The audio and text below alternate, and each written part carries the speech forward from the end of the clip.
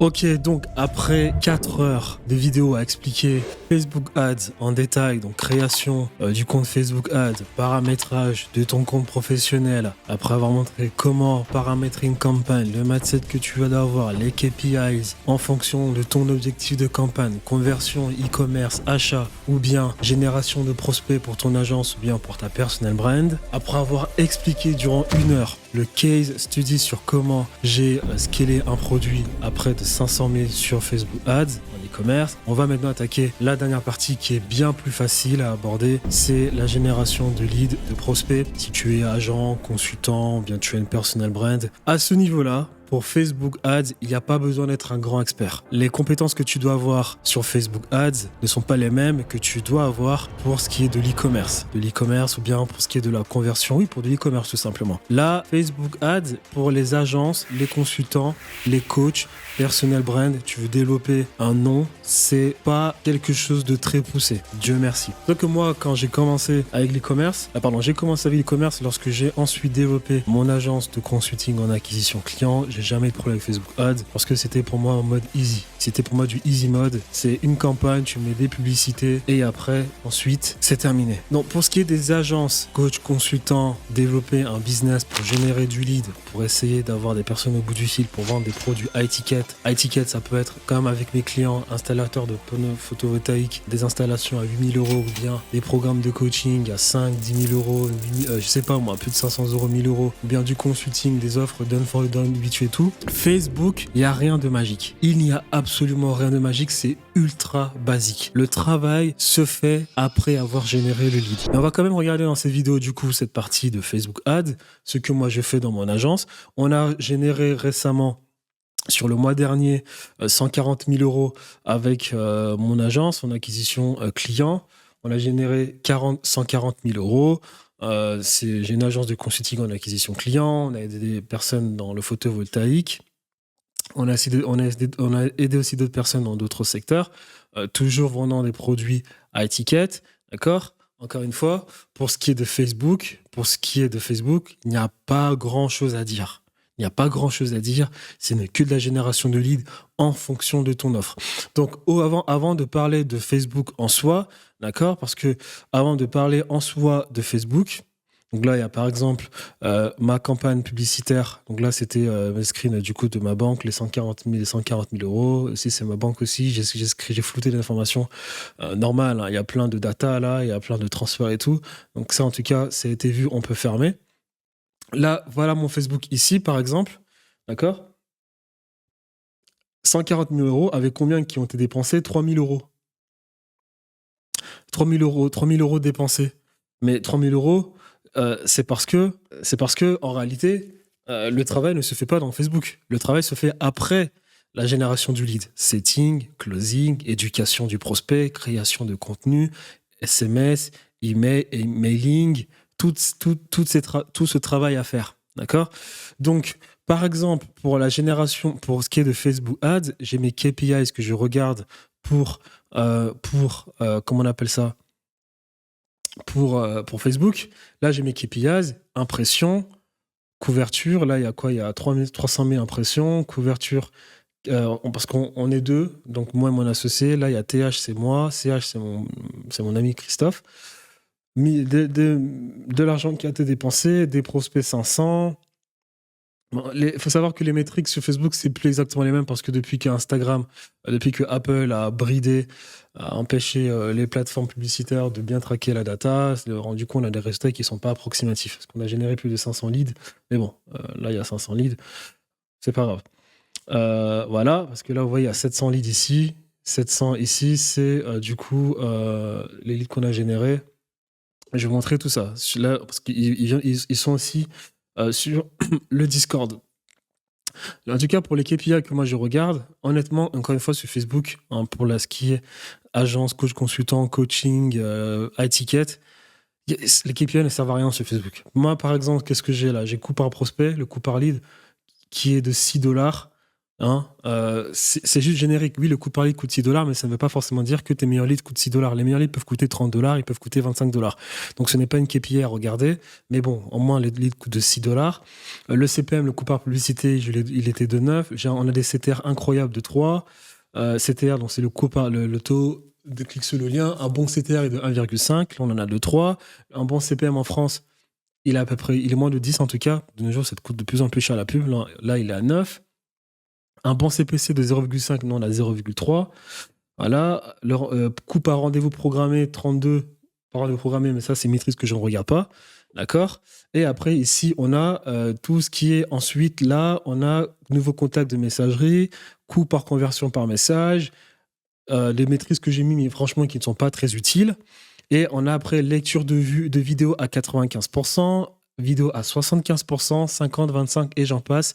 Vue unique de destination de page, vue de contenu unique, ces métriques-là, donc de la lecture de vidéo à 100% jusqu'à la fin, c'est des métriques qui nous servent derrière à générer, à créer des audiences personnalisées que j'expliquais en début de vidéo, pour ensuite après créer des audiences similaires, des lookalikes.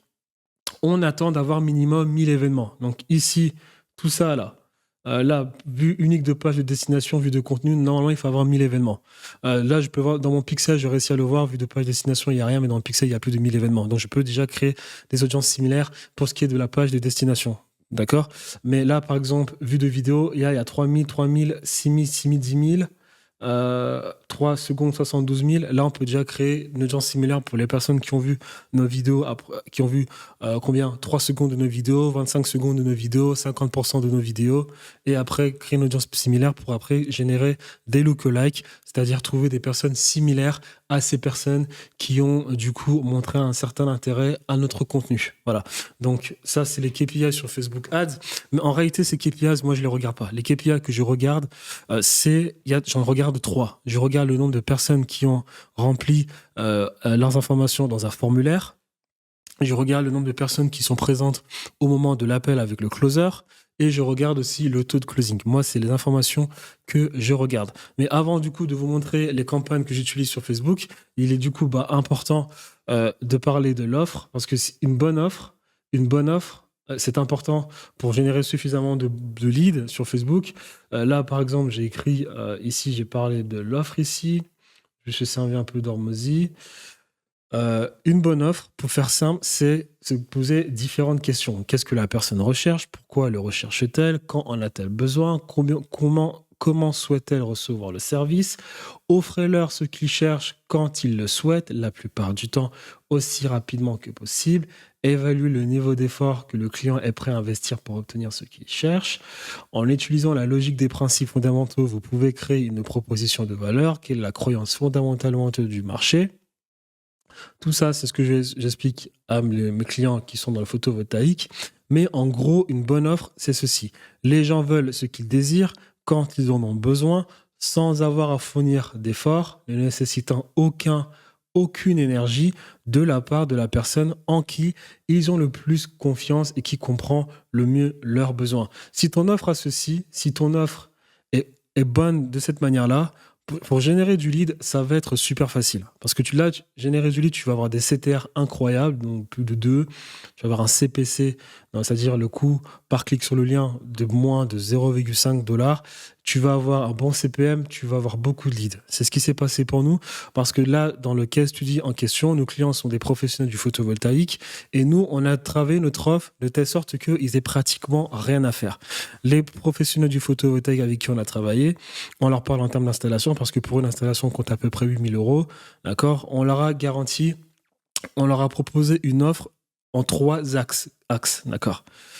On leur a dit qu'on peut vous générer 15 installations par mois, ou bien 50 rendez-vous qualifiés par mois, ou bien à dépasser les 50 000 € générés pour les installateurs qui font moins de 15 000 € par mois. D'accord? Donc ça, c'est les 3 axes. L'offre, en plus de cela, on s'occupe absolument de tout. On s'occupe de générer le lead, de le qualifier, de le filtrer, de l'éduquer avec des séquences d'SMS et d'emails, de la création de contenu. On s'occupe de tout, on s'entretient avec le client, avec le prospect qui va être dans ce cas-là un propriétaire de maison, jusqu'à ce que tout soit confirmé et ensuite on vous passe le client, vous faites la vente.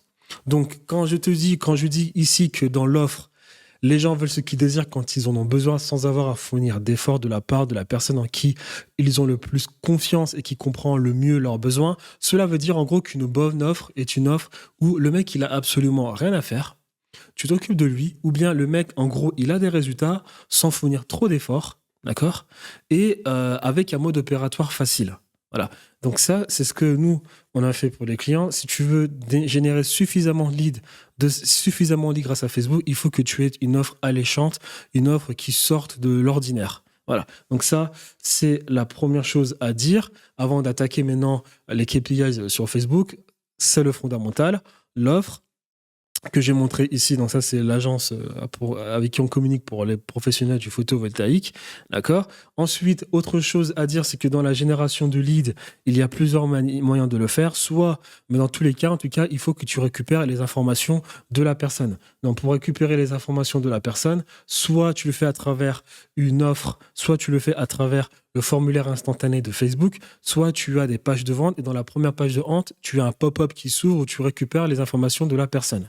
Une fois récupéré les informations de la personne, d'accord, il faut que tu mettes en place différentes pages de vente où tu continues de filtrer ton prospect. En continuant de filtrer ton prospect, c'est quoi le filtrer ton prospect? En gros, c'est de mettre en place un setter, donc une personne qui va s'occuper de bien qualifier ton prospect. Il va s'entretenir avec la personne, il va lui poser des questions à poser pour savoir si ton prospect est qualifié. Si la personne est qualifiée, le setter continue de s'entretenir avec lui pour l'encourager à réserver un appel avec un commercial ou un closer, ainsi de suite. Une fois que le rendez-vous a été closé, le setter le rappelle pour lui rappeler que tu as rendez-vous avec cette personne à telle heure. Il fait un appel de confirmation dans le cas où le prospect a réservé un appel de lui-même sans que le setter n'ait eu à l'appeler. D'accord? Tout ça, c'est du setting qu'il faut mettre en place. Je parle de ça, pourquoi? Parce que, en réalité, quand je dis les KPI sur Facebook ne sont pas si importants, c'est que la seule KPI qui est importante dans la génération de leads, c'est le coût par acquisition, c'est-à-dire combien je dépense sur Facebook pour avoir un client. Mais pour répondre à cette question, il faut justement que tu aies un bon système de setting et de closing à mettre en place. D'accord. Donc là, par exemple, quand je montre ce schéma-là, j'essaie juste de montrer en fait les pages de vente que nous, par exemple, on utilise. Il faut une première page de vente en opt-in, donc c'est-à-dire qu'il tombe sur cette page de vente avec ton offre ici, là une vidéo et là je réserve un appel.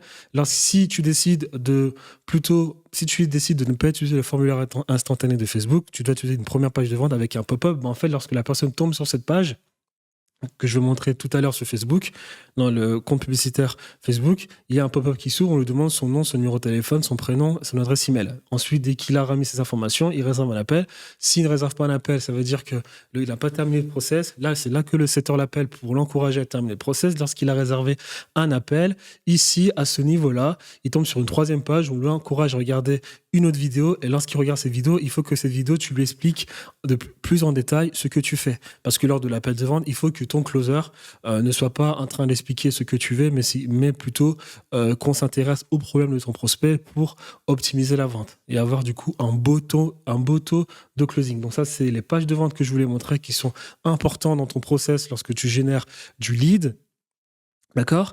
Et aussi, la dernière métrique que je voulais te montrer avant, du coup, de te remontrer mon gestionnaire de publicité, c'est que si tu veux, pour tout ce qui est génération de prospects leads, consultants, coach, agence et j'en passe, d'accord, c'est un business très lucratif. D'accord. Moi, par exemple, je n'ai pas encore développé l'organique, je commence à le faire. J'ai toujours développé de la publicité, je suis toujours intéressé à ça parce qu'avec la publicité, tu as des résultats très rapides. Et contrairement à l'e-commerce où tu peux avoir des marges qui vacillent 20%, 30% avec un ROS de 2, c'est-à-dire que si tu as un ROS break-even, c'est-à-dire t'as pas perdu d'argent, pas gagné d'argent de 1,5 par exemple, il faut que pour faire pas mal d'argent, il te faut un retour sur investissement de 2, 2,5, 3, ce qui n'est vraiment pas facile. Peut-être avec le temps, c'est de plus en plus facile parce que tu crées du contenu, tu es présent sur les plateformes, ta marque a une présence sur TikTok, Instagram et tout, ça commence à augmenter. Tu commences à avoir des retours sur investissement ROS de 4 pour avoir derrière des marges de 20-25%. Mais ça reste compliqué. Alors que le business du coup d'agence, consultant, coach, création de contenu, tout ce qui est high ticket, c'est un business très lucratif si tu as un bon système de setting et de closing. C'est pour ça que j'en parlais, c'est très important. Parce que Là, par exemple, je l'explique. Là, je l'explique ici, d'accord? Mais en gros, j'ai même pas besoin de le lire parce que moi, je connais déjà ça par cœur, mais je le zoome quand même pour que toi, tu puisses le lire. Mais en gros, ce business, tu peux facilement, avec de la publicité, hein. C'est-à-dire qu'au bout d'un moment, le e-commerce, il faudrait que tu développes bien l'organique pour faire plus de marge. Mais dans ce business-là, tu n'as pas besoin de développer de l'organique. L'organique, tu dois créer du contenu pour derrière faire du retargeting publicitaire, c'est ce que moi je fais. Mais tu as juste besoin de l'ADS. Parce qu'avec ce business, vu que tu fais de l'étiquette ou bien que tu vends des programmes à plus de 1 000 euros, tu peux faire facilement des marges de 10 avec la publicité. C'est-à-dire qu'avec la publicité, si tu as un bon funnel optimisé avec le setting et le closing, et que tu génères du coup tes prospects parce que tu as une superbe offre, eh bien derrière, lorsque tu génères tes leads avec ton setting et ton closing, si tu as peut-être dépensé 500 euros pour avoir du coup closé un produit, un service à 3 000 euros, tu fais un x6. Un x6. Un x6, une marge de combien? 40-50%? Ce qui est compliqué en e-commerce, tu vois. Donc, en gros, Facebook, le nerf de Facebook, le problème de Facebook, c'est juste de générer des leads. Dès que tu as généré tes leads, maintenant, c'est comment est-ce que je traite mon lead, comment est-ce que je le qualifie. Voilà, donc je voulais juste te partager quand même le funnel à mettre dans sa tête pour Facebook. C'est que Facebook, le CTR, il faut qu'il soit de 2, les CPM entre 5 et 15 en France, d'accord? Généralement, le coût, là, il y a coût par lead, un CPL entre 3 et 30 dollars en interne, d'accord? Encore une fois, généralement, c'est de 6 dollars, mais ça ne veut pas dire que les leads, les meilleurs leads sont à 6 dollars. Les meilleurs leads peuvent être les plus chers. D'accord? Donc ça, c'est une métrique déjà de 1 qu'il ne faut pas trop regarder, mais ça varie, c'est entre 3 et 30 euros. Moi, je mets dollars parce que je fais tout en dollars. Là, tu vois, il y a CPBC, c'est le coût par appel réservé qui est de 100 dollars. Après, tu as le coût par appel réservé qualifié qui est de 100 dollars plus 30%. D'accord? Après, j'écris les setters vont réussir à qualifier et trier 50% des appels qualifiés. D'accord? Donc, pour 100 leads qui ont été générés. D'accord? C'est-à-dire que tu as fait tourner de la publicité, tu as généré un certain nombre de leads. Si tu as généré 100 leads, la moitié de base ne sont pas qualifiés. La moitié sont assez qualifiés. Maintenant, dans cette moitié assez qualifiée, les setters vont encore trier et l'autre moitié va être qualifiée. Donc sur 100 leads bruts, normalement, tu as 25 leads qui sont censés être bien qualifiés, si le setter a bien fait son travail. D'accord? Donc c'est ce que j'ai écrit là. Donc on a 50 leads qualifiés, puis 25 leads triés par le setter qui deviennent des leads hautement qualifiés. Voilà. Maintenant que ces leads sont hautement qualifiés, donc 25 où tu sais normalement que ça a été bien qualifié, ça ne veut pas pour autant dire que ces personnes seront présentes au moment de l'appel de vente. C'est pour ça qu'il faut que tu crées du contenu, du retargeting publicitaire, des séquences d'SMS et d'emails pour optimiser tes chances que ces personnes soient présentes au moment de l'appel de vente parce que tu sais que ces personnes correspondent potentiellement à ton offre. Et donc, à ce niveau-là, si tu as réussi à faire un bon travail et que tu as un taux de présence de 70%, c'est très dur. C'est très dur. Si tu es plus dans un marché en ligne, c'est-à-dire les agences qui sont plus en ligne, les consultants qui sont plus en ligne, les coachs qui sont plus en ligne, dont les clients sont en ligne, c'est plus facile d'avoir un taux de présence de 70%. Si tu as, par exemple, comme moi, des professionnels qui sont moins présents en ligne, qui sont toujours en voiture, ou bien qui ne veulent même pas regarder tes vidéos, ou bien qui veulent, qui réservent un appel à 9h, lorsque tu les appelles à 9h, ils te disent qu'ils sont en voiture, mais vous pouvez vous entretenir avec moi, madame, il n'y a pas un problème. Ces personnes-là sont très compliquées. Ces personnes-là, c'est les rois des no-shows, donc les personnes pas présentes au moment de l'appel de vente. À ce moment-là, il faut réadapter son système, d'accord? Mais de base, normalement, un bon show rate, c'est 70%. Donc, qu'est-ce qui se passe? Il se passe que si tu as 25 dans les 25, si tu as 70% qui sont présents lors de l'appel de vente, d'accord, et que tu as un closing de 30%, ou allez, 30%, normalement, c'est un bon closing si tu es bon en création de contenu, si tu crées du bon contenu, si tu es convaincant, tu as un taux de closing de 30%. Alors, tu as 5,25 prospects closés pour 100 leads. D'accord? Donc, en étant conservateur avec un coût par acquisition, un coût par lead de 20 euros, d'accord? Tu auras besoin à peu près de 385 euros pour closer un client. Voilà. Donc, ça, c'est très générique. Très, très générique. Mais un coût par acquisition peut varier entre 400 euros et 1500 euros. D'accord? 400 euros et 1500 euros. D'accord? Mais en gros, ça va dépendre du prix de ton produit. Mais si tu fais de l'étiquette, si tu vends un produit à 500 euros, à 5000 euros, et que tu réussis à avoir un coût par acquisition de 1000 euros, tu fais un x5. D'accord? Un x5. En e-commerce, faire un x5 sur un produit, c'est compliqué. C'est pour ça que c'est pour ça que ce business est très, très lucratif. Il est très lucratif si tu as un beau setting, un beau closing. D'accord? Donc ça, il était important de parler de ça avant, du coup, de parler, du coup, de te montrer les campagnes, parce qu'en réalité, les campagnes, il n'y a pas grand-chose à dire. Les campagnes, c'est très générique, c'est très basique. Par exemple, là, pour le produit, il y a les campagnes, il y a plusieurs. Les campagnes, je peux te montrer la campagne pour ce qui est la création d'un formulaire instantané. Là, si je clique sur modifier pour te montrer la campagne, l'objectif de campagne, tu as prospect. Une fois que tu as prospect, ici, budget, campagne, advantage plus. Alors ça, en fait, c'est-à-dire que le budget va être dépensé au niveau de la campagne. Il y a CBO et bio, encore une fois. CBO, tu dépenses le budget au niveau de la campagne. Et bio, tu dépenses le budget au niveau de l'ensemble de publicité qui aura des intérêts. Les intérêts, c'est-à-dire que tu filtres ton avatar, âge, sexe, intérêt, voilà. Moi, ce que je fais, encore une fois, à ce niveau-là, je mets toujours d'abord en ABO pour récupérer le maximum de data. Et lorsque j'ai suffisamment de data, je passe en CBO. Donc, je laisse Facebook s'amuser. D'accord? C'est ce que j'ai fait ici. Mais en gros, ici, objectif prospect. Après, du coup, tu as l'intérêt ici. L'intérêt, là, moi, je mets formulaire instantané. Parce que moi, je préfère que les personnes mettent des informations sur Facebook dans le formulaire instantané. Comme ça, pour moi, comme ça, il y a moins de friction. Parce que lorsque tu demandes à la personne de sortir de la personne, lorsque tu demandes au prospect de sortir de la plateforme, tu en perds beaucoup parce que tu leur demandes un effort supplémentaire. Lorsque la personne reste dans la plateforme, il y a plus de chances qu'elle mette ses informations. Donc, je préfère mettre un formulaire instantané Facebook. Comme ça, la personne reste sur la plateforme et j'ai ses informations.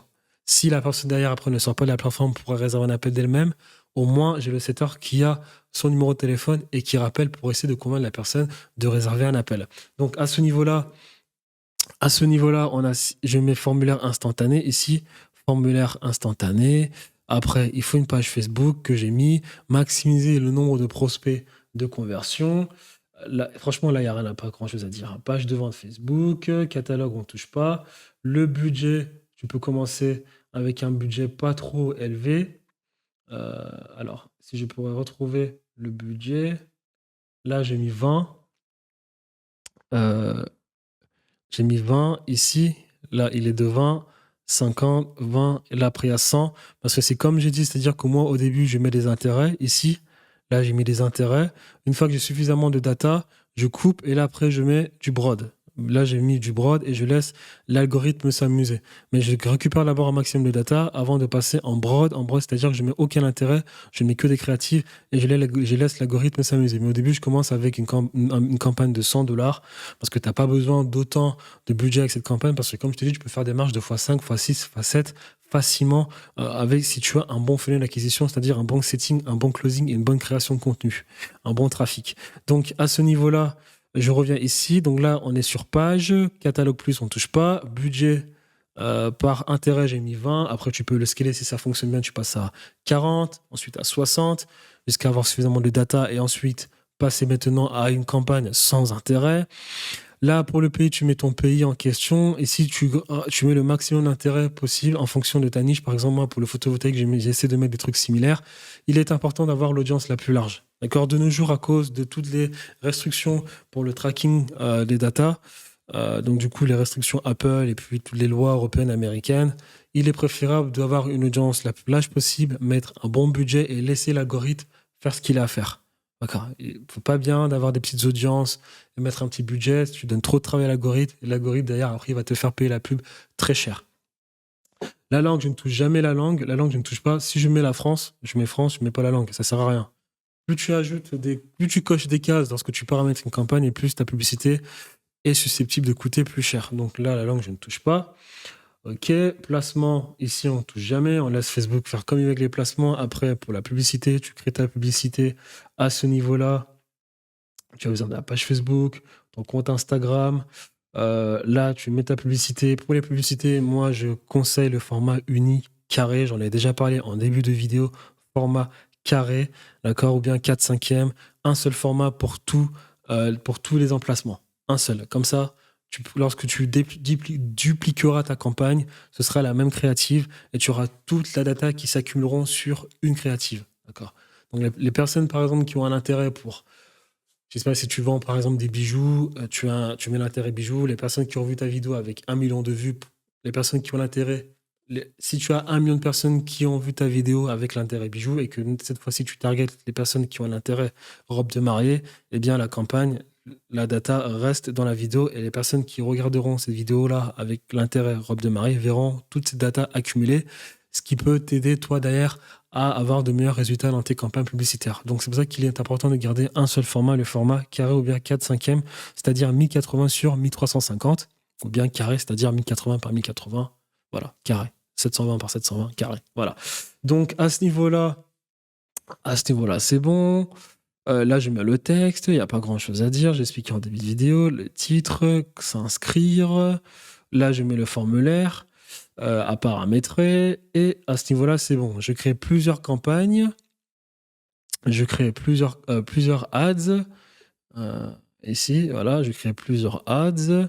Et après, je balance. Je crée après un autre intérêt avec des intérêts différents, un autre ad set ensemble de publicité avec des intérêts, excusez-moi, avec des intérêts différents. Ici, j'en ai mis plein pour que ce soit le plus large. Je mets après des créatifs, c'est exactement les mêmes créatifs. J'ai juste dupliqué en fait l'ensemble de publicités et j'ai juste changé les intérêts. Je l'ai fait plusieurs fois. Ici, je l'ai fait plusieurs fois. Et donc là, il y a plein d'ensembles de publicités avec différents intérêts. Je m'amuse, je laisse tourner, je vois ce qui performe, je vois ce qui performe pas bien.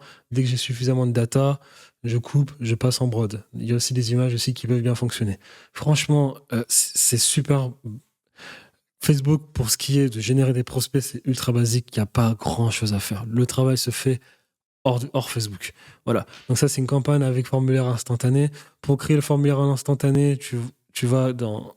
Alors, là, je suis sorti. Pour créer ton formulaire instantané, tu vas dans le Meta Business Suite. Donc, c'est en haut ici. Tu cliques là dans tous les outils, tout en haut. Tout en haut, là, tu as un Meta Business Suite. Tu arrives dessus. Tu vas dans tous les outils ici. Et là, tu as formulaire instantané. Tu cliques dessus. Et lorsque tu cliques dessus, tu peux créer ton formulaire, créer un formulaire ici. Lorsque tu crées un formulaire, tu poses des questions. Par exemple, là, j'ai un formulaire ici où j'ai posé des questions pour récupérer les datas de la personne. Et à la fin, ici, on met en raison de la forte demande de la capacité limitée, réservez votre place en sélectionnant je réserve ma place. Et donc, du coup, la personne va être renvoyée sur mes pages de vente que j'ai créées où il va réserver un appel et s'entretenir avec un closer. Voilà. Il n'y a pas grand chose à dire sur Facebook à ce niveau-là. C'est super basique. C'est pas comme de l'e-commerce. Je voulais juste vous montrer. Là, j'ai créé des campagnes du coup avec un intérêt, avec génération, avec remplir un formulaire instantané. Si tu veux créer des campagnes avec, par exemple, où tu veux que la personne mette ses informations plutôt sur une page de vente, c'est super simple, hein. Tu crées pareil. Donc là, tu vas plutôt mettre intérêt site web. Les informations, c'est pareil. Tu mets ton pixel, tu sélectionnes ta page. Lorsque tu sélectionnes ta page, tu mets ici le pays, tu mets l'âge, tu mets les intérêts. Dès que tu as mis les intérêts, tu as mis ta langue. Placement, tu touches jamais. Tu mets aussi après tes créatives. Tes créatives, tu mets ta page, ton intérêt. Tu mets le format, vidéo ou bien image. Toujours un seul format, carré ou bien 4/5e. Là, tu mets ton texte, tu mets ton texte, tu mets ton texte, tu mets les titres. Le texte, tu pars de l'offre. Par exemple, nous avons mis de vos garanties sur un minimum de 90 rendez-vous qualifiés avec des propriétaires prêts à devenir clients de vos services chaque mois en implémentant un système d'acquisition simple et efficace basé sur des méthodes prouvées dans votre entreprise en 90 jours grâce au programme Solaire Pro Acquisition. Ça, c'est le texte. Titre, des rendez-vous directement planifiés dans votre calendrier. Après, s'inscrire. Et là, tu mets, après, ici, tu mets du coup ta page de vente. Avec le pop-up qui va s'ouvrir, la personne met ses informations. Et ensuite de ça, tout simplement, la personne soit réserve un appel. Si elle ne réserve pas un appel, tu attends 5 minutes après, tu as un setter. Lorsque tu fais tout ceci, il serait bien de mettre une automatisation en place pour tes équipes, d'accord? Parce que cette partie-là, je ne peux pas la faire sans parler de setting et de closing parce que c'est là où va se jouer le gros du travail, si tu veux au final ne pas gaspiller ton budget sur Facebook. Donc, si tu as une organisation avec ton équipe sur Discord ou Slack, peu importe, il faut que tu mettes une automatisation en place pour...